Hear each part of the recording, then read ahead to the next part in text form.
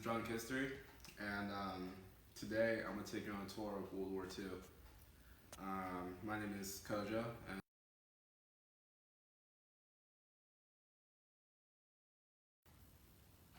Alright, so you guys remember it was like the 1941, right? Like Pearl Harbor, and the Japanese were like they came to drop bombs on us and stuff. Alright, now Doolittle's raid, we're coming back to like 1941, and America got all these planes and like flying over Japan, right? And they're like pow pow, like bombing Japan.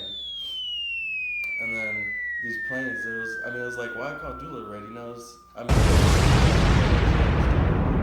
why it was called Doolittle's raid. So we just bombed, kill everybody, and then came back to America and partied it up. And we're like,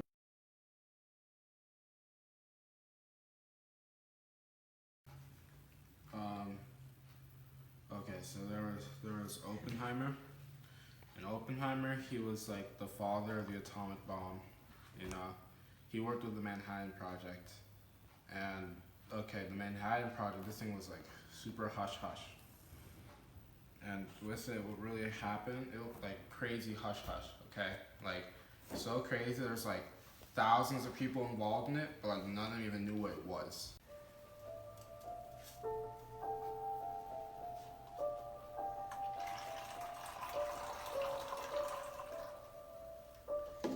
Finally, after years of experimenting, I finally made the atomic bomb. Dun dun dun. One for Hiroshima. One for Nagasaki.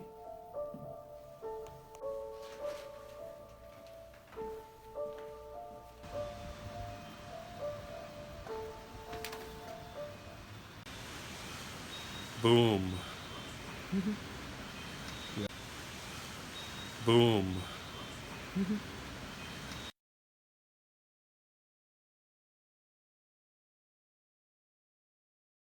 Okay, so we're talking about the the liberation of death camps. So it's like July 1944, right? The Soviets, they're up in like Majdanek, Poland, okay? And they come across this camp, and they see like thousands of people barely alive. They don't know what to do. They're just like, what's going on here, okay? But then they like roll into the place and they try to like liberate everything, and they're just like, oh man, this isn't, they were horrified. They're like, this isn't a camp, bro. Like, this isn't summer camp here. This is like the world's largest crematorium next to just like a giant murder plant.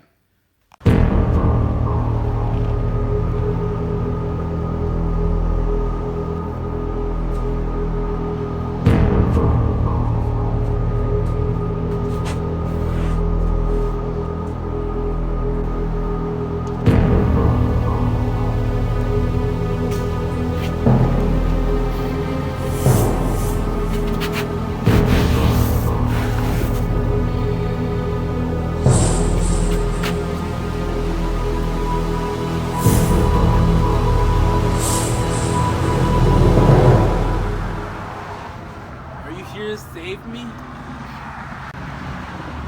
Yes, I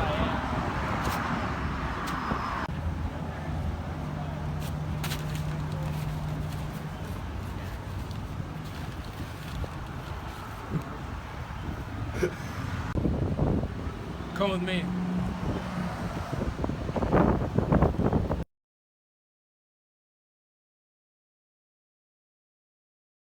Selective Training and Service Act of 1940. And basically what just happened was, so this was the U.S. first ever peacetime draft, okay? And because, technically we weren't in the war yet. And,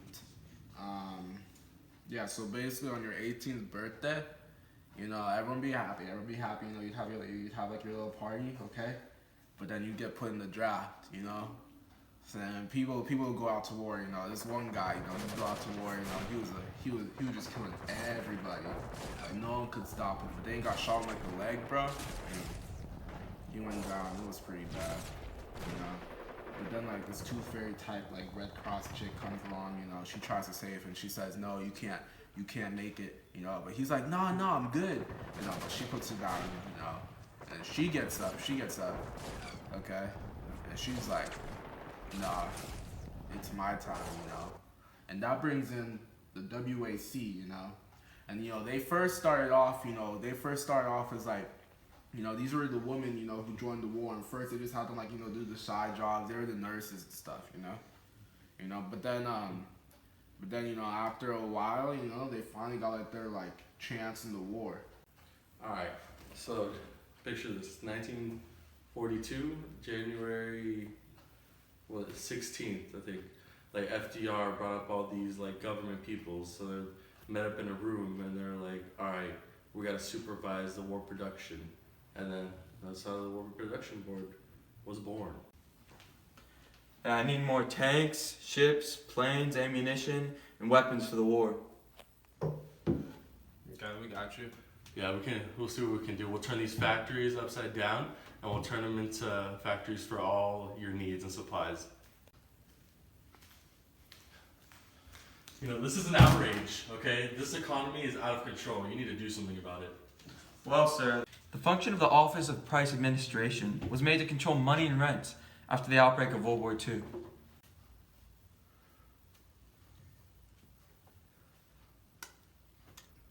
What are you doing?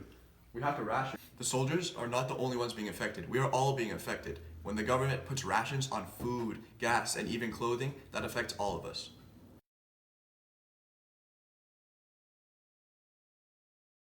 Alright, well, okay. So now, that's 1941, right? And then Churchill's like, alright, I'm gonna roll up to FDR's crib, and FDR's like, alright, come in, FDR, or... Finally, he's here.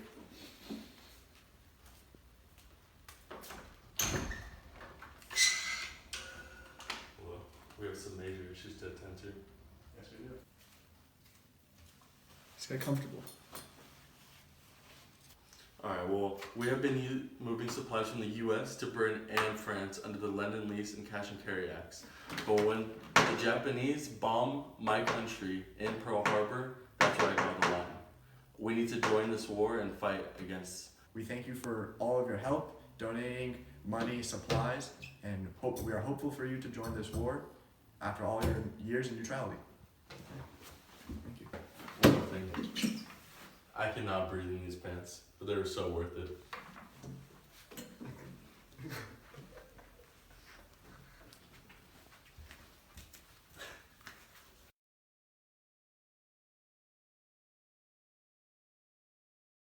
Well, I mean, FDR died in the middle of World War II. He had a stroke, and during his third presidency, and then like Harry Truman came to be president. You know, he was all pumped. Finally got his shot. And yeah, he finally made it.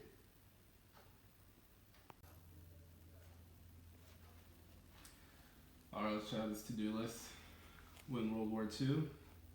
Okay. Become a black belt in Brazilian Jiu-Jitsu. Oh man, alright, gotta get on that. Have a stroke. What?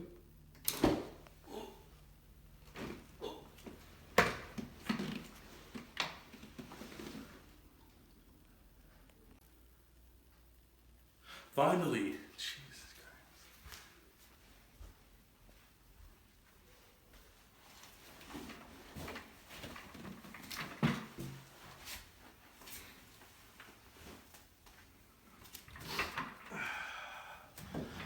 Finally.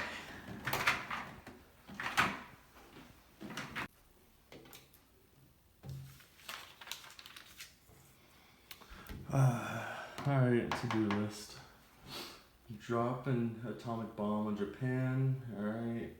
Communist containment, gotta get to that. Initiate US involvement in the Korean War, yep. Don't forget the milk. Don't forget to get the milk. Get milk?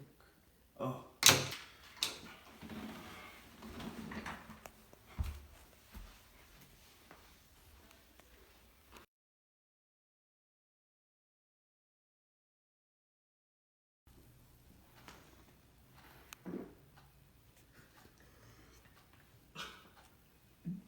Okay, I'm ready.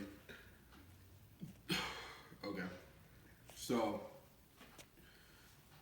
So it's the Battle of Coral Sea, okay? Battle of Coral Sea. It was U.S. It was, oh my God, it was U.S.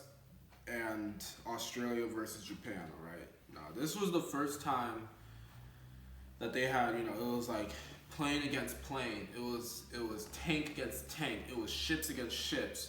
It was wild, but you know, this is their first time. You know, their aim was bummy, bro. Like everybody just kept missing. Like I don't even know like where they got trained or whatever, but like it was pretty bad. You know, but then you know, even though the Japanese, you know, they got some parts in like the Solomon Islands and stuff like that, but overall, you already know U.S. won. Like, come on now. And it's like, so that was pretty much how the battle went, you know.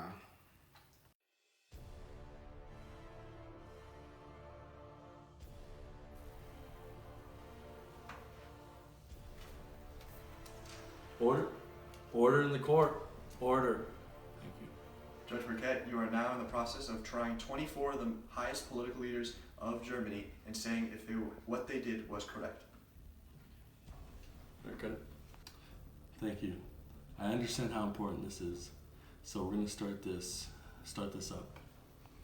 Do we have a Martin Bormann in the courtroom? Martin Bormann. No Martin Bormann. Do we have Mr. Lay in the courthouse? Mr. Lay. No? Mr. Lay? Okay, well, gotta move on. Alright, well, since nobody decided to show up to the party, I guess we're gonna have to move on, you know? Do we have do you have an Adolf Hitler?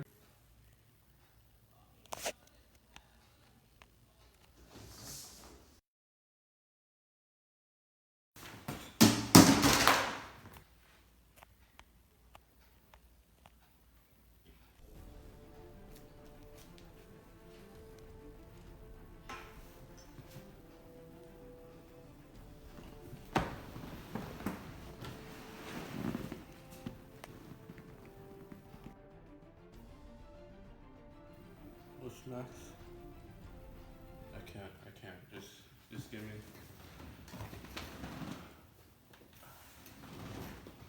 Okay. Okay. So for like the heroes of the war, you know, heroes in the war, there were the African Americans. There were the Buffaloes. Okay. And then there were the Mexicans, and there were the 141st Regiment.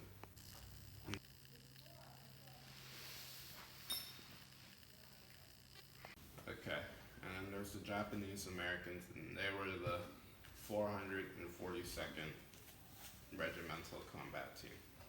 Okay, now these people, you know, since they were minorities, you know, this is before civil rights and everything. So like, they were, you know, the black people had to fight with the black people, the Mexicans had to fight with the Mexicans, and like the Japanese had to fight with the Japanese. Like, they fought like only groups of only their color. Wait, what? Yeah, man, you good? Alright, well, kids, I guess that's the end of drunk history.